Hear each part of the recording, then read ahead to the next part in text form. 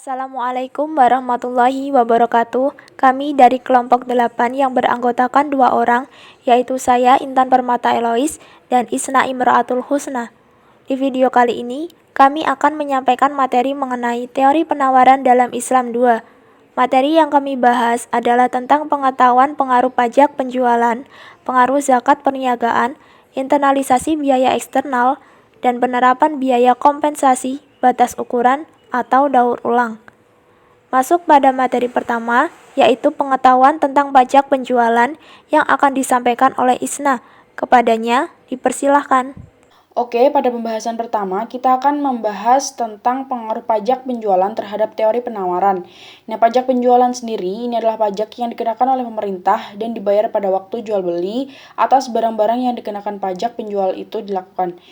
Pada umumnya, pajak penjualan dikenakan dalam bentuk suatu presentasi tertentu dari hasil penjualan. Nah, misalnya itu kan pajak penjualan adalah 10% dari harga atau hasil penjualan. Nah, pungutan pajak penjualan itu akan menyebabkan para pembeli harus membayar lebih tinggi untuk memperoleh barang-barang yang dikenakan pajak tersebut.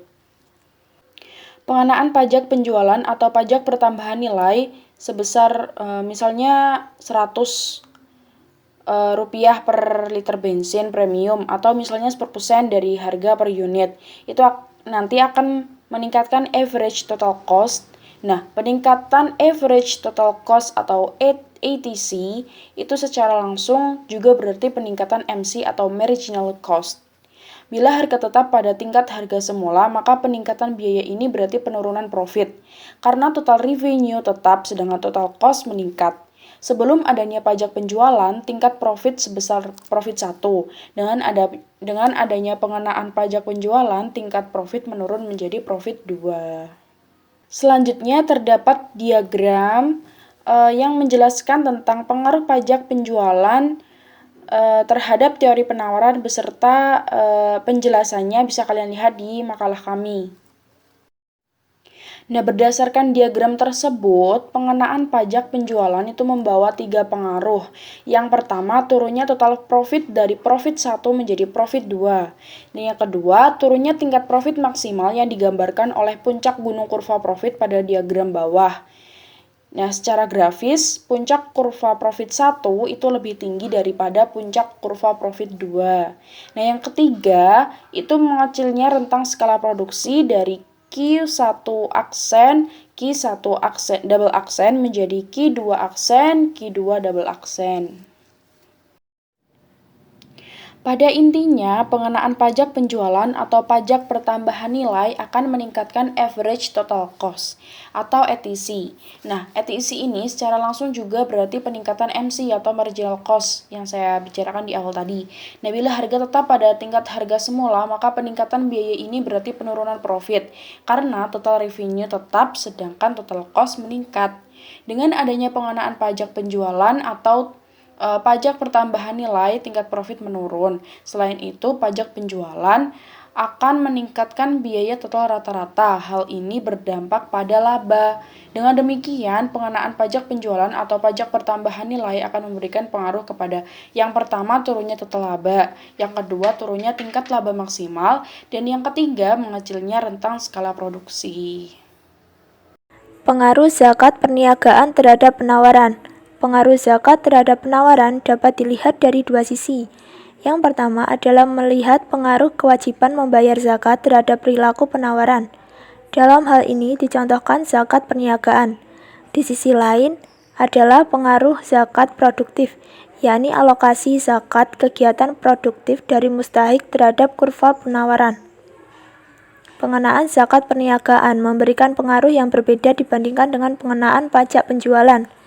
Dalam konsep Islam, zakat perniagaan dikenakan apabila telah terpenuhinya 2 hal, yakni nisab atau batas minimal harta yang menjadi objek zakat, yaitu setara 96 gram emas, dan haul atau batas minimal waktu harta tersebut dimiliki yaitu 1 tahun. Bila nisab dan haul telah terpenuhi, maka wajiblah dikeluarkan zakatnya sebesar 2,5%. Objek zakat perniagaan adalah barang yang diperjualbelikan.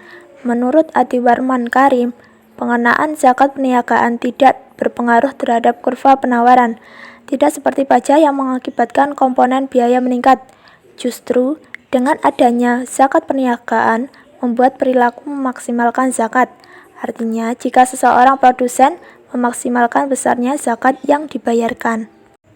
Jika kita membahas sisi pemanfaatan zakat untuk kegiatan produktif dari mustahik, dapat diduga bahwa zakat yang diberikan itu akan membuka peluang untuk dapat memproduksi sesuatu. Karena zakat yang disalurkan biasanya berbentuk qadrul hasan, maka tidak ada biaya atas penggunaan zakat sebagai faktor produksi. Dengan demikian, mustahik yang menjadi produsen dengan dana zakat produktif dapat menawarkan barang atau jasa dengan biaya yang lebih kompetitif.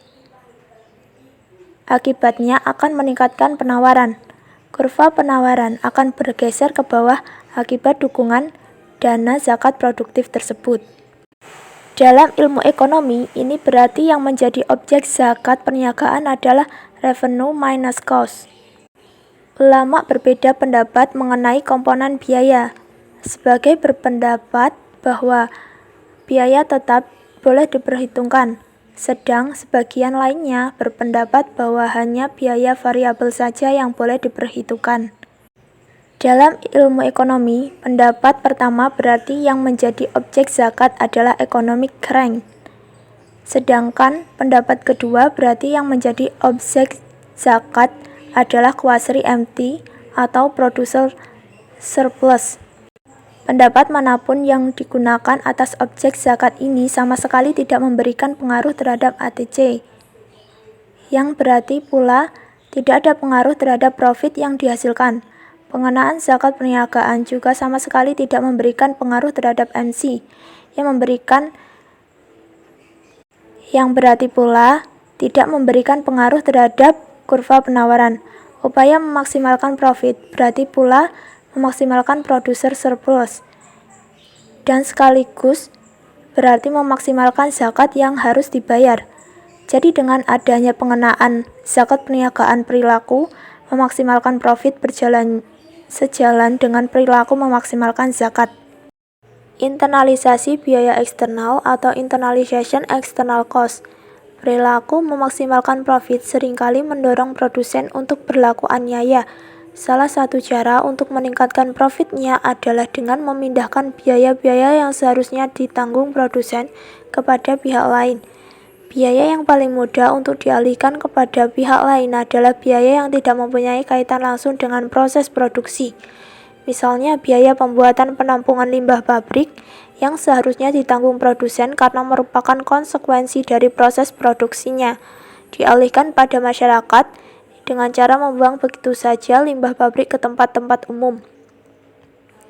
Tindakan ini jelas aniaya, karena produsen jelas-jelas mendapat keuntungan dari proses produksi, namun tidak mau bertanggung jawab atas akibatnya, yaitu menanggung biaya penanganan limbah. Dalam ilmu ekonomi, tindakan produsen ini disebut negative externalities. Pada pembahasan tentang garis besar ekonomi Islam, diterjemahkan menjadi 4 hal, yaitu dilarang melakukan mafsadah, dilarang melakukan transaksi gharar, dilarang melakukan transaksi maisir, dan dilarang melakukan transaksi riba. Salah satu bentuk mafsadah adalah melakukan kerusakan yang dalam istilah ekonominya disebut negative externalities. Dalam konteks utility function, mafsadah juga dapat diartikan bahwa Islam hanya memperbolehkan utility function dibangun dengan pilihan good X dan good Y, atau hal baik X dan hal baik Y. Pada prinsipnya, utility function yang dibangun dalam pilihan good X dan bad Y, atau hal baik X dan hal buruk Y, atau dalam pilihan bad X dan good Y tidak diperbolehkan karena tergolong tindakan mafsadah. Dalam pembahasan tentang teori permintaan Islami, kita pun telah membahas tentang corner solution bila kita dihadapkan pada pilihan haram X dan halal Y. Corner solution ini menunjukkan bahwa kalaupun kita dihadapkan pada pilihan good dan bad, kita akan memilih seluruhnya good dan meninggalkan bad sama sekali. Solusi lain selain meninggalkan bad sama sekali atau misalnya pada saat darurat, selalu menghasilkan solusi yang tidak optimal.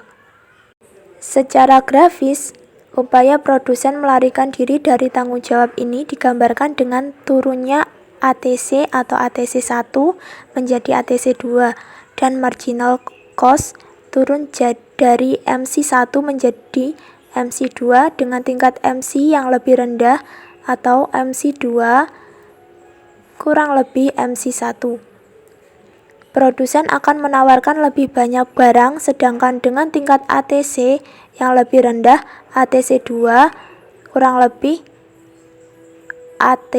dari ATC 1, produsen akan menerima average economic rent yang lebih besar pula.